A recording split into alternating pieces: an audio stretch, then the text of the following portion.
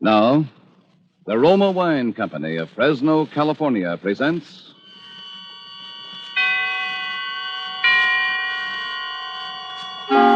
Suspense.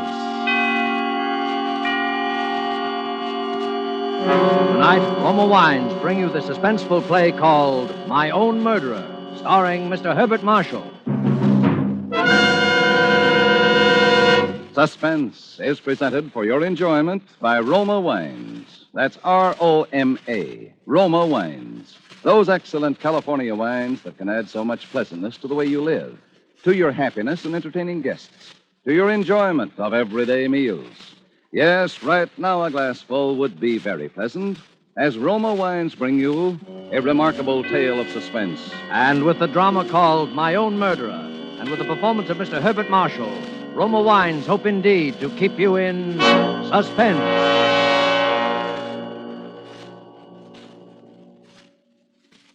I was never really much attracted by Alan Rennick, even before he murdered Baines. It had been a raw March day, and I returned home at about 11:30 in the evening to find Alan Rennick waiting on my doorstep. Hello, Dick. Alan, what on earth are you doing here? It's a long story, old boy. Aren't you going to ask me in, or is it your habit to keep people waiting on your threshold? Well, give me a chance. After you. I say, this is cozy. Yeah, just about right for a bachelor who never entertains. I guess it wouldn't do for you at all. I wouldn't be too sure of that. Just one bedroom. There's a spare, but I've never used it. Not very hospitable, are you, old chap? I've never had any occasion to be. Well, you have now. What's in your mind, Alan? I'm coming to that. Remember Baines, my butler and valet? Vaguely. Well, Baines turned out a bad penny. Tried to blackmail me, as a matter of fact. Blackmail? Yes, he got hold of some letters written to me by a lady. A married lady. You guessed it. Since you're my legal advisor, you may as well know the whole story. They were from Anita Kilner. So you bolted, warned her, and put the police on him. The police? No, I couldn't afford to do that. One couldn't very well produce Anita's letter. And you paid Baines the blackmail he wanted, huh? Certainly not. Then what? I'm afraid I lost my temper. Oh, good Lord, you don't mean to say there was violence? Of course there was. You don't think I could let a reptile like that go on living? Let me get this straight. You trying to tell me that you... I beat his brains out with a poker. You murdered him? I suppose that's what the police will call it. It happened this afternoon, around 3 o'clock, I think. If I'd only known sooner. It's probably too late now to fix up an alibi for you. You'll think up something, won't you, Dick? You always do when I'm in a jam. And in the meantime, I can hide out here, can't I? What possible good will that do? They'll track you down here sooner or later, and then we'll both be in the soup. No, Alan. Better get yourself up. Then I'll see what can be done about getting you off. Perhaps we could muss you up a bit and plead self-defense. Is that the best your devious legal mind can dream up? At the moment, yes, I'm a little tired. Well, I'm not going to cooperate. I'm going to stay right here till you figure out a way to get me clear of this. Alan, be reasonable. For your own good, give yourself up. Is it my own good you're thinking of? Or is it because you're afraid you'll be caught harboring a criminal and lose your filthy law practice? That settles it. What are you doing? Telephoning the police. Put that phone down. It's best this way. Believe me, Alan. I've already committed one murder this evening. I've nothing to lose by committing another. Sorry, wrong number. You're really afraid of me, aren't you? Now, perhaps. Tomorrow I could turn you in with no risk whatsoever. But I don't think I will. There's a good fellow. I'll let you stay here, Alan.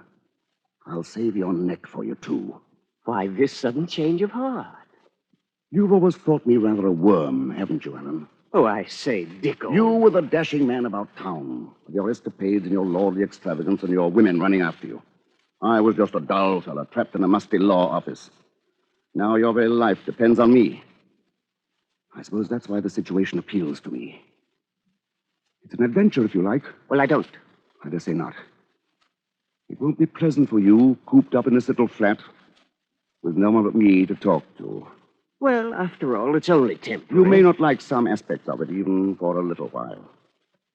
You'll have to do your own laundry, of course. I say. Checking laundry is a favorite police trick.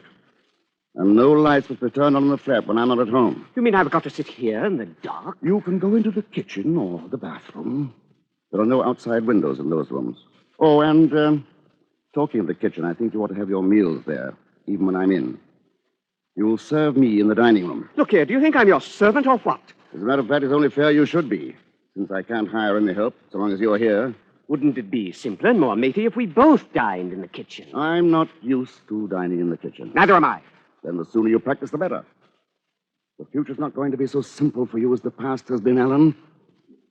But after all, you're very lucky to have a future at all. Eh? Well, Dick, whatever it is, one thing is certain. I'll have you to thank for it. But I warn you, Dick, if I do hang, it won't be only for Bain's murder, but for yours as well.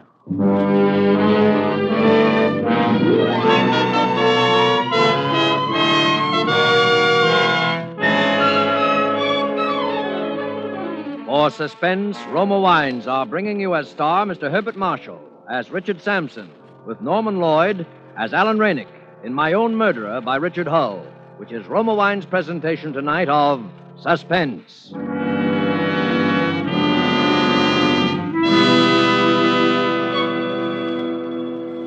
Between the acts of Suspense, this is Truman Bradley for Roma Wines.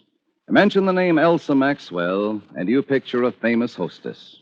Mention a meal featuring fish or fowl, and Elsa Maxwell pictures. But let's hear it in her own words. The thought of a piping hot fish or chicken dinner naturally calls up for me the picture of glasses of chilled Roma California Sauterne at each plate. Roma Sauterne is delicate, pale gold in color, delightful in bouquet, and even more important, exquisite in taste. However, you need not wait for a chicken or fish dinner to serve good Roma Sauterne. It goes perfectly with any food. The one important thing to remember is the name, Roma. Each glassful of golden Roma Sauterne reflects the heritage of all Roma wines. Flavorful grapes from California's choicest vineyards, gently pressed, then carefully guided with all the ancient skill of Roma wineries to the full goodness you enjoy in every Roma wine. Roma wines do not vary, are always high in quality, yet they cost only pennies a glass. No wonder more Americans enjoy Roma than any other wine. R-O-M-A, Roma wines. And now it is with pleasure that we welcome back to our Hollywood soundstage Mr. Herbert Marshall, who, as Richard Sampson in My Own Murderer, continues a narrative well calculated to keep you in suspense.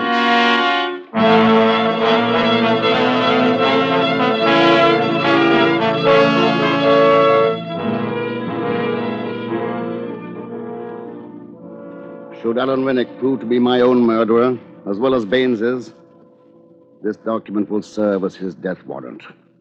If not, well, I shall make good use of it anyhow. This, then, is what I decided to do. I was to keep Alan Rennick and hide him where he was in my flat. I had a plan for effecting his escape. But it was more than a month before I had an opportunity to start it in motion. It came quite unexpectedly in the course of my almost daily visits to the Old Bailey. An insurance case preceded mine on the court docket, and I was forced to wait while a revolting red-headed doctor rambled on with his testimony. That red hair of his really fascinated me, but not as much as his medical bag, which lay on the bench before me. But when he stepped down from the box, I was already on my way out of the courtroom.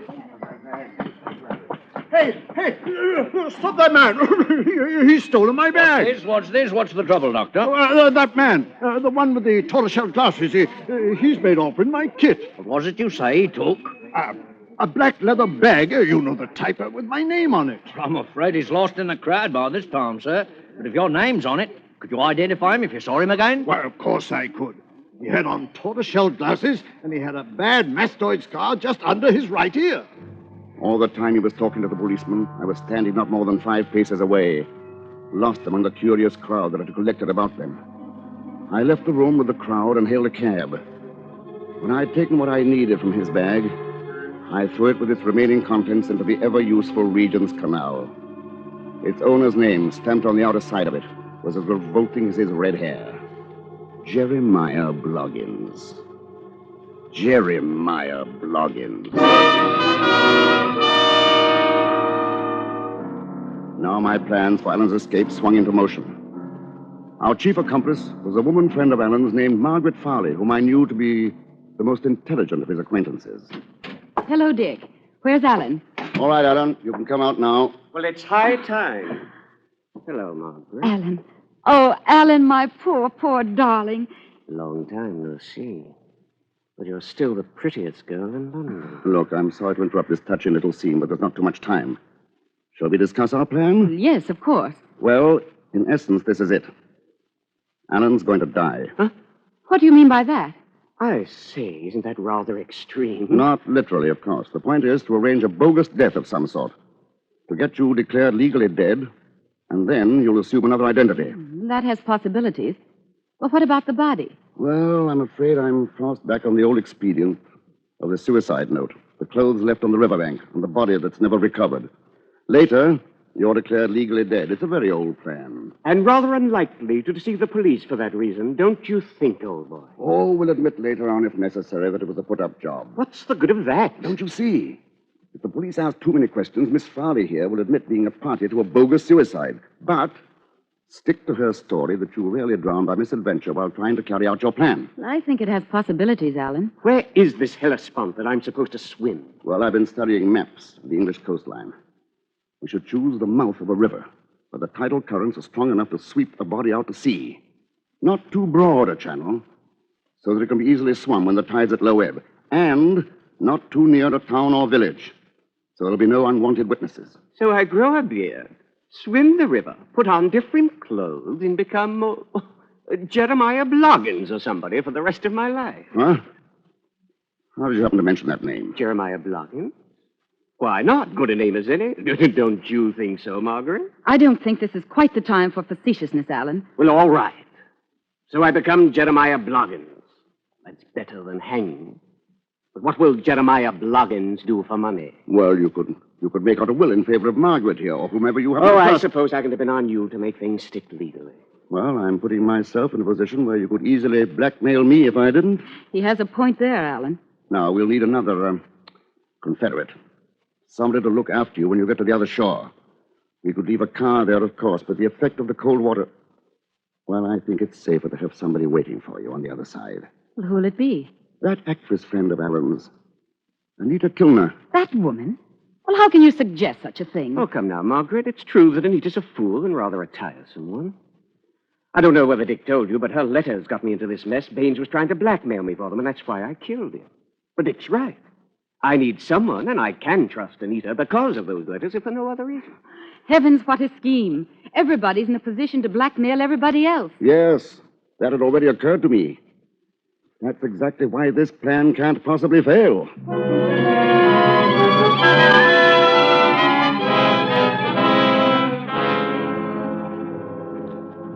The river mouth we finally hit upon was near Mudeford. It was Margaret Farley's choice, and it was a good one. Still, I was afraid to trust everything to her.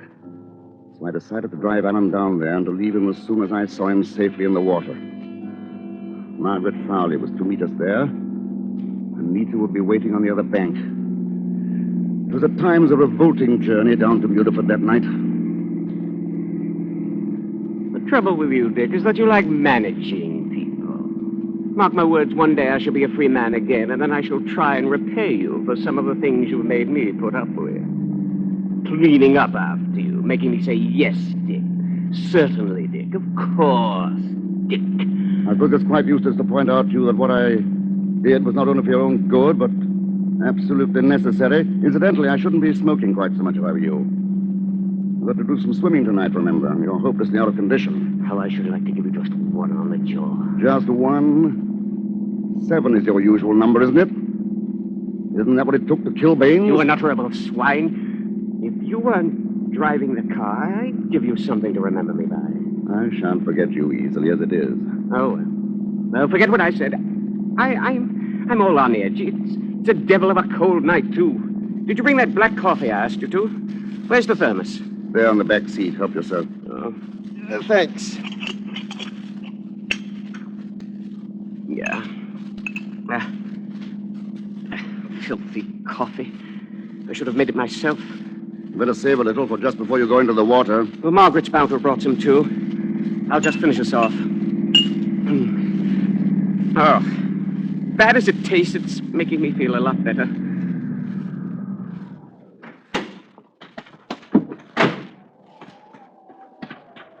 I thought you'd never come.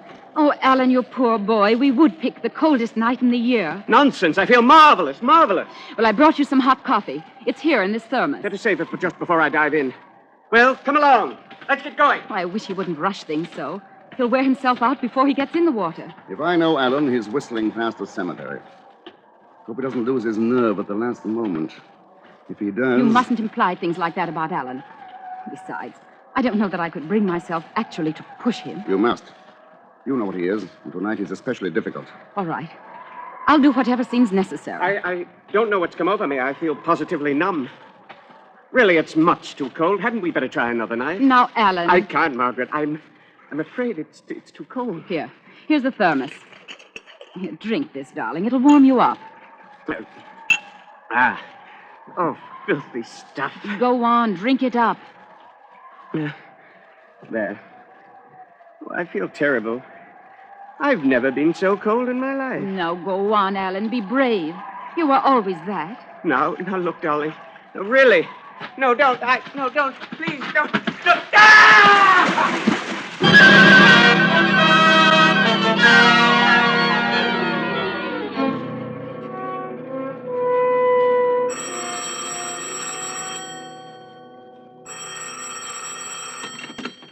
Yes?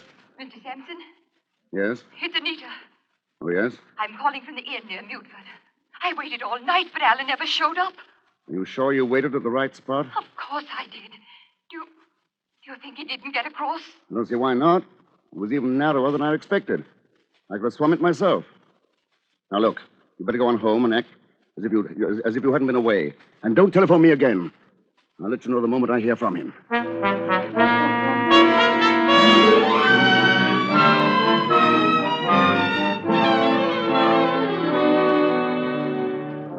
Day followed day with no word from Alan. I had no alternative but to assume that he had drowned there in the estuary that night. The body had not been found, but then we had deliberately chosen a place where the tides could be alleged to have carried it out to sea.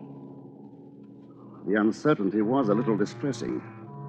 I had not forgotten his threat to come back on even scores with me once he'd got free. And tonight came an unpleasant little scene which did not help my frame of mind. It began with Anita. I know you're angry at me for coming here, Mr. Sampson, but I've simply got to talk to someone. You ought not to have come round here. It isn't safe. Safe? You're a nice one to talk about safety. Do you think Alan's safe now? I don't know. I don't believe you care. He trusted you, and you've let him down. Oh, why did he ever trust himself to a brute like you? You and your plans and your cleverness. Well, where are they all now? And you sit back contented with what you've done. Let me interrupt your panegyric for a moment, Anita. I'd better answer that. You listen to me first. Oh, will I? We shall see about that. Well, seems to be a gathering of the clan. Oh, it's you, Mrs. Farley. Well, I want to talk to you, too. So you missed him. He didn't come. I did my part. Did you do yours? Well, I did my best. But I don't know. I ought never to have let him go, considering how cold and miserable he was. I ought to have stopped him. Then why didn't you? Because you had a preconceived idea put into your head by this conniving brute of an attorney. He planned it all. And now he isn't going to turn a hand to find Alan and help him if he needs it, because it might jeopardize his filthy little law practice. Well, I'm going to do something about it. I'm going to the police and tell them the whole story. Has it occurred to you the police can't possibly help anyone in this case and may possibly harm all three of us? And if Alan is alive, you will inevitably do him harm. Yes. Yes, he's right. I pushed him in. I pushed him in. Don't be morbid. You did what you could with excellent intentions. Are you going to clear your conscience by getting two other people into trouble? Are you, Anita? Well, I confess I'm not too keen on helping Margaret to be a martyr for Alan. How dare you? It was you and your hysterical letters that got Alan into this mess. And wouldn't it be ironic if they ended up by being published anyway? That would be a fine tribute to Alan's sacrifice, especially if he's dead and gone. What are you driving at? I have those letters. No, I'm not going to demand a price for them like Baines. But at the same time... You dirty blackmailer. I am merely forcing you to do something for your own good. Just like giving a patient morphia to prevent him doing an injury to himself. Morphia? More figure of speech, but I think you understand what I mean. Morphia.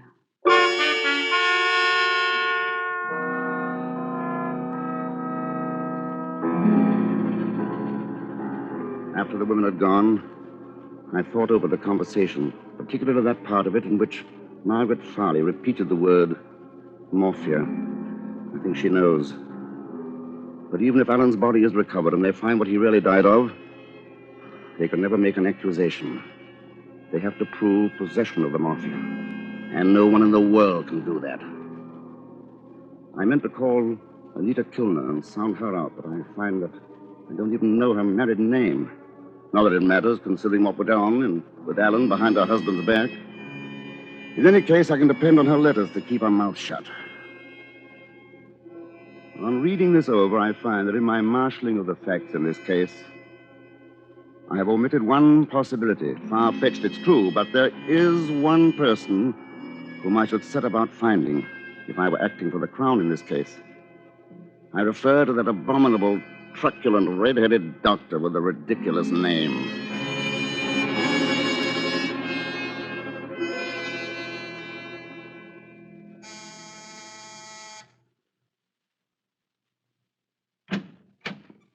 Yes, Mr. Sampson. I'm leaving the office for the day, Chatsworth. Will you put these files in my briefcase? Oh, yes, sir. And will you please get out Rennick's file? His will goes into probate tomorrow, and I want to study it at home tonight. Very well, sir. Oh, by the way, that gentleman is still waiting in the outer office. What gentleman? Oh, I must have forgotten to tell you. He came in with a lady just a moment ago. Dr. Bloggins. Loggins. Jeremiah Bloggins. Peculiar name, isn't it? Oh, beg pardon if it's a friend of yours, sir. No. No, not especially. You say I was in? Why, yes, I'm afraid I did. Chatsworth, if you ever become a solicitor, be sure your office has 2 entrances. Shall I send him away, sir? Jeremiah Bloggins. I dare say he'd be unpleasantly persistent. Better let him come in. Yes, sir. Will you be needing me, Mr. Sampson? Yes, you'd better sit down. I want you to take down a statement. Yes, sir. Won't you come in, please? Thank you. Hello, Mr. Sampson. I want you to meet... Dr. Bloggins. Yes, we've met before. Oh, Strange you should have been the one to bring this about, Anita. I always thought Margaret Farley the cleverer one. Or should I speak so frankly? Dr. Bloggins knows everything, Mr. Sampson. Yes, I know, but just for the record, are you ready to take down that statement, Chatsworth? Yes, Mr. Sampson. Very well. I murdered Alan Rennick. well, just a moment, Mr. Please don't Sampson. interrupt. Yes, I murdered him. And why not?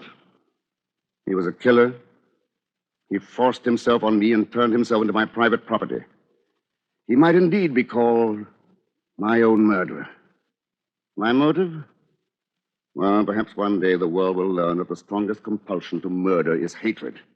I hated Alan Rennick, and I planned his murder brilliantly. I'd counted on the sea, holding Rennick long enough for the traces of morphia to have gone. I really can't be responsible for the treachery of the elements. Only one man had the evidence to convict me. And the odds against his being found and brought face to face with me were so slight that I'd risk it again. I'm not sorry I killed him. Even now I'm able to say that it's been a great adventure, requiring courage and daring beyond Rennick's wildest imagination. I have proved which of us was the better man. You have all that, Chatsworth? Yes, sir. Oh, add this note at the bottom. In view of the customary bumbling and obtusiveness of the Crown prosecutor, it'll probably be necessary to state that his case will be greatly facilitated by calling as his first witness Dr. Jeremiah Bloggins. Oh, look here, perhaps I'm obtuse, but why on earth are you trying to involve me in your beastly murder? Huh?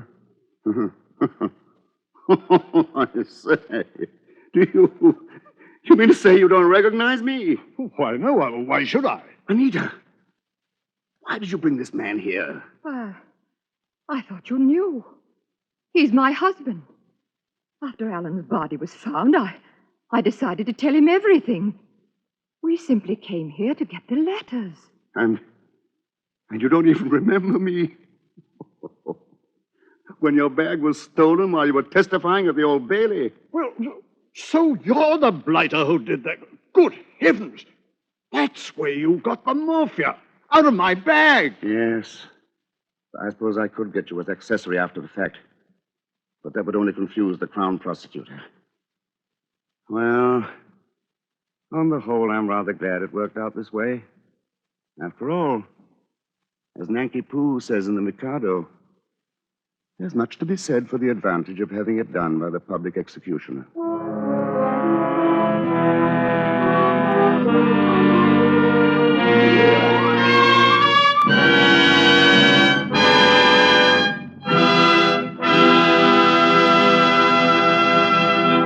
And so closes My Own Murderer, in which Roma Wines have brought you as star Herbert Marshall with Norman Lloyd in tonight's study in Suspense. Suspense is produced, edited, and directed by William Spear. Before Mr. Marshall returns to the microphone, let me say a word for Roma Wines, the sponsor of Suspense. Few hostesses have entertained as extensively, as often, as the world-renowned hostess, Miss Elsa Maxwell. And that's why her words are significant. Back in the horse and buggy days, wine serving was surrounded by all manner of do's and don'ts. Today, it's fashionable to serve delicious Roma wines whenever and however you choose. For example, delicious, versatile Roma California Tokay is a light, moderately sweet, flame-colored wine that goes well before or after meals, during cocktail hour, actually delightful at any time. Serve your Roma Tokay cool. While Roma Tokay differs in flavor from other Roma wines, it is like them in these respects. Always delicious, never varying in fine quality. And since Roma wines cost only pennies a glass, you can serve them often. Remember, more Americans enjoy Roma than any other wine. And the next time you use vermouth, choose Roma vermouth. Zestful, full-flavored Roma vermouth is blended and developed with all the traditional winemaking skill of the Roma wineries. It is made and bottled in the heart of California's famous vineyards, yet surprisingly low-priced. Try Roma vermouth soon, won't you? This is Herbert Marshall. It's been a great pleasure, as always, to make an appearance on Suspense, a show which is such a very great favorite with all of us. Mr. Spear has just been telling me about next Thursday's broadcast, and it sounds like one of the very finest of the year. It's a perfectly wonderful story by W.F. Harvey, August Heat. And in it, as your star, will be Ronald Colman. Now, if you'll permit me a most important word. War news from the Pacific is encouraging. We're on our way to Tokyo. But until Japan is beaten to her knees, the war goes on. It takes dollars to buy the equipment our men need. Your dollars. And by investing those dollars in war bonds now, during the 7th War Loan Drive, you help your country and help yourself to greater post-war purchasing power. Get extra bonds, big ones, during the mighty 7th. Next Thursday, same time, Mr. Ronald Colman will be your star of Suspense. Presented by Roma Wines, R-O-M-A, made in California for enjoyment throughout the world.